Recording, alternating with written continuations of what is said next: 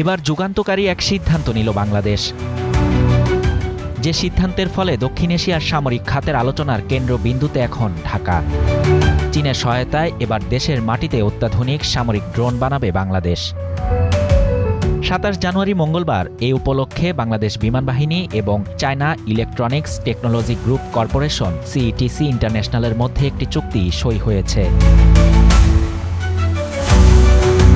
আন্তঃবাহিনী জনসংযোগ পরিদপ্তর আইএসপিআর এক সংবাদ বিজ্ঞপ্তিতে জানিয়েছে, মনুষ্যবিহীন আকাশযান উৎপাদন ও সংযোজন কারখানা স্থাপন এবং প্রযুক্তি হস্তান্তর প্রকল্পের জন্য চুক্তিটি স্বাক্ষরিত হয়। G2G অর্থাৎ গভর্নমেন্ট টু গভর্নমেন্টের আওতায় ঢাকা সেনানিবাসে বিমান বাহিনীর সদর দপ্তরে আনুষ্ঠানিকভাবে ওই চুক্তি স্বাক্ষরিত হয়েছে।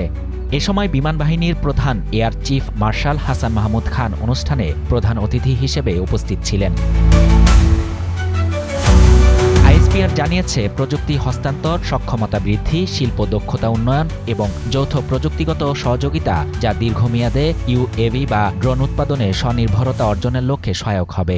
আইএসপিআর আরও জানিয়েছে, বাংলাদেশ বিমান বাহিনী প্রাথমিকভাবে বিভিন্ন ধরনের medium altitude low endurance drone এবং vertical take off and landing drone উৎপাদন ও সংযোজনের সক্ষমতা অর্জন করবে। এছাড়া বাংলাদেশ বিমান বাহিনী নিজস্ব ইউএভি বা ড্রোন এই প্রকল্পের মাধ্যমে উৎপাদন করবে। এক্সট্রিম মশার কয়েল প্ল্যান্ট ফাইবার দিয়ে তৈরি, ডেঙ্গু চিকুনগুনিয়া বাহি সহ যে কোনো মশার বিরুদ্ধে দেয় এক্সট্রিম সুরক্ষা।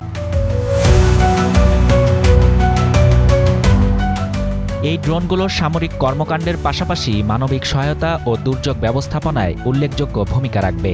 আইএসপিআর জানিয়েছে, এই চুক্তির ফলে দেশীয় ইউএভি বা ড্রোন উৎপাদনে পূর্ণ স্বনির্ভরতা অর্জনের লক্ষ্যে সক্ষমতা সম্প্রসারিত হবে, যা জাতীয় ও আন্তর্জাতিক চাহিদা পূরণে সহায়ক হবে। একই সঙ্গে বিশেষায়িত প্রশিক্ষণ, জ্ঞান বিনিময় এবং দক্ষ অ্যারোস্পেস কর্মশক্তি গড়ে তোলার মাধ্যমে জাতীয় প্রযুক্তিগত অগ্রগতিতেও উল্লেখযোগ্য অবদান রাখবে।